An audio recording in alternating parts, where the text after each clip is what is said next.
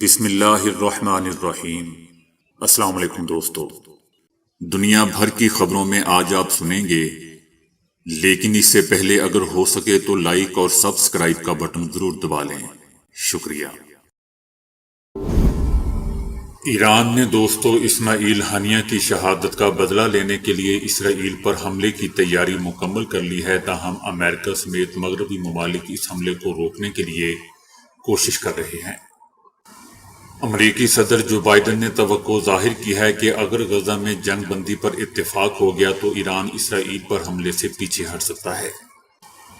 امریکی صدر کا یہ بھی کہنا تھا کہ اگر ایران نے اسرائیل پر حملہ کیا تو اسرائیل اور حماس کے درمیان ہونے والے امن معاہدے تک پہنچنے کا عمل پیچیدہ ہو جائے گا۔ یاد رہے دوستو کہ امریکی صدر نے گزشتہ روز اس امید کا اظہار کیا تھا کہ اسرائیل اور حماس کے درمیان جنگ بندی کے مذاکرات اس ہفتے دوبارہ شروع ہو جائیں گے۔ ادھر قطر نے بھی کہا ہے کہ وہ بھی حماس کو غزہ میں جنگ بندی کے لیے اسرائیل کے ساتھ امن مذاکرات میں شریک ہونے کے لیے قائل کرنے کی کوشش کر رہا ہے۔ ایک ایرانی سینئر عہدیدار کا کہنا ہے کہ اگر اسرائیل اس ہفتے ہونے والے مذاکرات میں غزہ جنگ بندی پر راضی ہو گیا تو ایران انتقامی کارروائی روک سکتا ہے۔ Army chief general Asim Munir نے کہا ہے کہ ملک کے صوبہ خیبر پختونخوا میں تحریک طالبان پاکستان نے دوبارہ سر اٹھایا ہے اور افغانستان فتنہ الخوارج کے خاتمے میں پاکستان کا ساتھ دے۔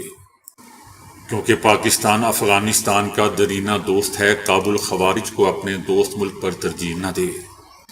ان کا کہنا تھا کہ افغانستان ہمارا برادر ہمسایہ ملک ہے جس کے لیے پاکستان اور اس کے عوام نے ان گنت قربانیاں دی ہیں۔ ہم افغانستان کے ساتھ بہت اچھے تعلقات رکھنے کے خواہش مند ہیں اور ان کے لیے ہمارا پیغام ہے کہ فتنہ الخوارج کو اپنے دیرینہ اور خیر خواہ ہمسایہ ملک پر ترجیح نہ دیں اور اس فتنے کا قلع کما کرنے میں ہمارا ساتھ دیں جسے پاکستان نے آپ کا ساتھ دیا ہے۔ ان کا کہنا تھا کہ نا اتفاقی اور انتشار ملک کو اندر سے کھوکھلا کر کے بیرونی جارحیت کی راہ ہموار کر دیتا ہے۔ قوم کا پاک فوج پر غیر متزلزل اعتماد ہمارا سب سے قیمتی اثاثہ ہے اور افواج پاکستان کو کمزور کرنا پاکستان کو کمزور کرنے کے مترادف ہے۔ روسی صدر پیوٹن کا کہنا ہے کہ روس ایک آزاد فلسطینی ریاست کی تشکیل کی حمایت جاری رکھے گا۔ صدر پیوٹن نے فلسطینی خود مختار انتظامیہ کے صدر کے ساتھ ملاقات کے دوران کہا کہ روس تمام تنازعات کے پرامن حل کی خواہش رکھتا ہے، جس میں مشرق وسطی کے تنازعات بھی شامل ہیں۔ صدر پیوٹن نے ماسکو کے عرب دنیا کے ممالک اور خاص طور پر فلسطین کے ساتھ گہری اور پرانی دوستی کی تعریف کرتے ہوئے کہا ہے کہ اس وقت فلسطین میں جاری انسانی تباہی بہت تشویشناک کا باعث ہے۔ روسی صدر کا یہ بھی کہنا تھا کہ غزہ کی جنگ کی جڑیں بہت پرانی ہیں اور یہ جنگ ایک آزاد فلسطینی ریاست کی تشکیل کے لیے بین الاقوامی قراردادوں کی عدم تعمیل کا نتیجہ ہے۔ ان کا کہنا تھا کہ ہم فلسطینی عوام کی حمایت کے لیے جو کچھ بھی کر سکتے ہیں وہ کر رہے ہیں، جیسا کہ آپ جانتے ہیں کہ ہم نے حال ہی میں تقریباً 700 ٹن انسانی امداد بھیجی ہے۔ صدر محمود عباس نے پیوٹن کا شکریہ ادا کرتے ہوئے کہا کہ ہمیں احساس ہے کہ روس فلسطینی عوام کا ایک عزیز ترین پرانا دوست ہے۔ امریکی خفیہ ایجنسی نے ایک بار پھر زور دے کر کہا ہے کہ حماس کے اعلیٰ رہنما اسماعیل ہنیہ پر حملے کے بدلے میں ایران چند دنوں میں اسرائیل کے خلاف جوابی کارروائی کر سکتا ہے۔ دوستو، شہید اسماعیل ہنیہ پر حملے کے بعد ایران کی جانب سے اسرائیل کے خلاف جوابی کارروائی کے بارے میں مختلف دعوے کیے جا رہے ہیں۔ ایران نے اس سال اپریل میں اسرائیل پر حملے کے لیے استعمال ہونے والے میزائل اور ڈرون یونٹس میں دوبارہ اہم تبدیلیاں شروع کی ہیں۔ امریکی اور اسرائیلی حکام اگرچہ حملے کے درست وقت کے بارے میں واضح اطلاعات نہیں رکھتے ہیں، تاہم حملہ حالیہ مستقل قریب میں کسی وقت بھی دوستو ہو سکتا ہے۔ وائٹ ہاؤس نے بھی کہا تھا کہ ایران اسرائیل کے خلاف وسیع پیمانے پر کارروائی کر سکتا ہے۔ امریکی خفیہ ایجنسیوں نے کہا ہے کہ ایران اسرائیل پر حملے کے لیے زیادہ دیر تک انتظار نہیں کرے گا۔ ایران آئندہ چند دنوں کے اندر اسرائیل کے اندر مختلف مقامات پر حملہ کر سکتا ہے۔ صہیونی حکومت کے سابق وزیر دفاع نے کہا ہے کہ نیتن یاہو کی کابینہ اپنے اہداف کے حصول میں کامیاب نہیں ہوگی۔ انہوں نے نیتن یاہو کی کابینہ کے استعفے اور قبل از وقت انتخابات کا انعقاد کا مطالبہ کیا۔ نیتن یاہو کی کابینہ کے سابق وزیر دفاع نے کابینہ کو کمزور اور غزہ میں اہداف کے حصول کو ناممکن قرار دے دیا ہے۔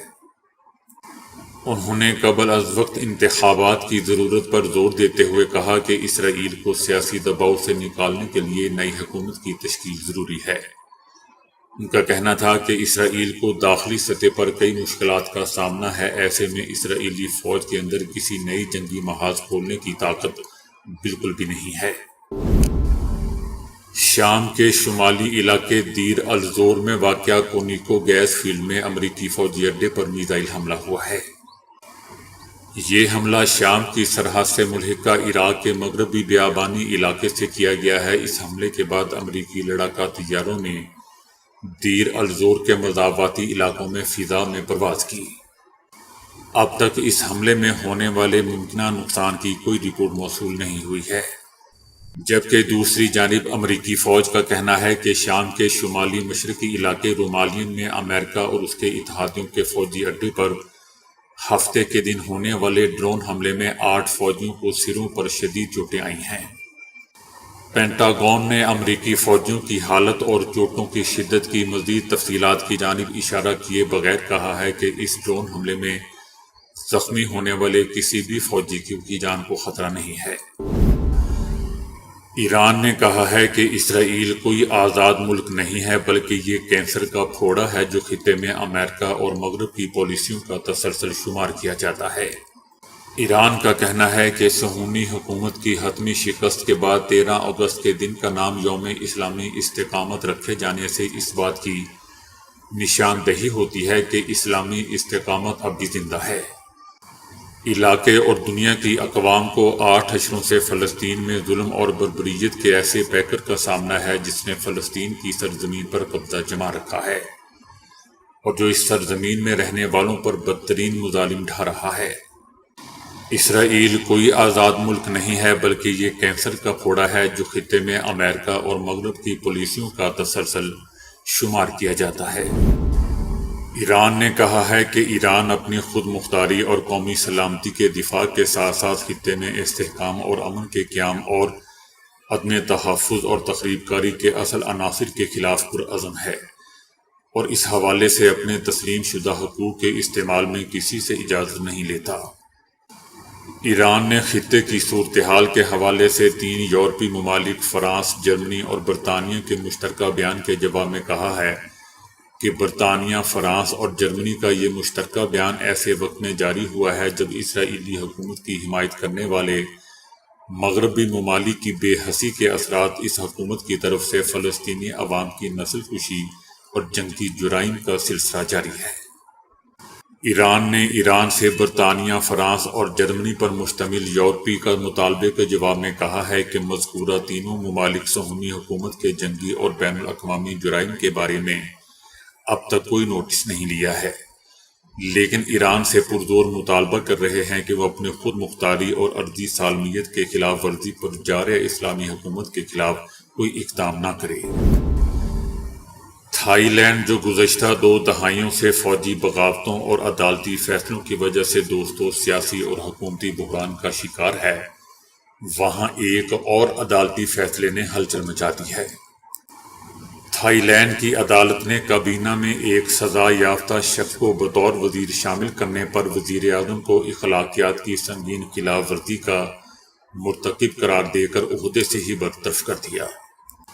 یہ بھی یاد رہے دوستوں کہ اسی عدالت نے گزشتہ ہفتے اسٹیبلشمنٹ مخالف جماعت موو فارورڈ پارٹی کو بھی تحلیل کر دیا تھا، جس کے بعد اس پارٹی کے ارکان نئے نام سے منظر عام پر آئے۔ تھائی لینڈ میں دوستوں شاہی خاندان کی توہین کے نام پر سیاستدانوں پر کئی مقدمات قائم کیے گئے ہیں، جبکہ ایک پارٹی کو تو تحلیل ہی کیا جا چکا ہے۔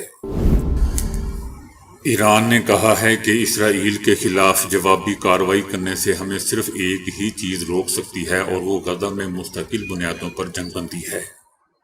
غزہ میں جنگ بندی کے لیے اس ہفتے ہونے والے مذاکرات اگر کامیاب ہو جاتے ہیں تو ایران اپنے اسرائیل پر حملے کے منصوبے کو روک سکتا ہے، لیکن اگر غزہ میں ہونے والے مذاکرات ناکام ہو جاتے ہیں یا اسرائیل مذاکرات سے پیچھے ہٹنے کی کوشش کرتا ہے جیسا کہ کرتا آ رہا ہے، تو حزب اللہ جیسے اپنے اتحادیوں کی مدد سے اسرائیل پر براہ راست حملہ کر دیں گے۔ امریکہ سمیت مغربی ممالک نے بھی ایران کو خبردار کیا ہے کہ اسرائیل پر حملے سے باز رہے، کیونکہ اس طرح خطے میں ایک نہ ختم ہونے والی جنگ شروع ہو سکتی ہے، جس پر ایران کا کہنا ہے کہ مغربی قوتیں اسرائیل کی جارحیت کی مذمت کرنے کی بجائے ہمیں جوابی کارروائی سے روکنے کی کوشش کر رہے ہیں، جس کا کوئی لاجک یا منطق نہیں ہے۔ وزیر اعظم شہباز شریف نے کہا ہے کہ بجلی کے بلوں میں کمی کے بغیر پاکستان کی صنعت اور زرعی ترقی نہیں کر سکتی۔ قوم کو چند دنوں میں بجلی کی قیمت کم کرنے کی خوشخبری دوں گا، چند دن بعد 5 سالہ معاشی پلان بھی پیش کروں گا۔ ان کا کہنا تھا کہ گزشتہ 77 سال میں ہمارا سفر بحیثیت قوم قابل رشک نہ ہو سکا، اس میں کئی حادثات ہوئے، قومی وجود پر کئی کاریں ضربیں لگی، اقتدار کی کشمکش، اندرونی اور بیرونی سازشیں، ہماری اپنی غلطیاں اور مفاد پرستی جیسے عناصر سب اس میں شامل تھے۔ وزیر اعظم کا کہنا تھا کہ مہنگائی، بے روزگاری اور بجلی کے بلوں سے عوام پریشان ہے، ہم یہاں تک کیوں پہنچے، اس کا جواب بھی ہمیں تلاش کرنا ہوگا۔ اگر یہاں سب اچھا نہیں ہے تو سب کچھ برا بھی نہیں ہے۔ ان کا کہنا تھا کہ ایسے لوگ بھی پیدا ہوئے جنہوں نے اس وطن کو ایٹمی طاقت بنایا، دشمنوں نے پیش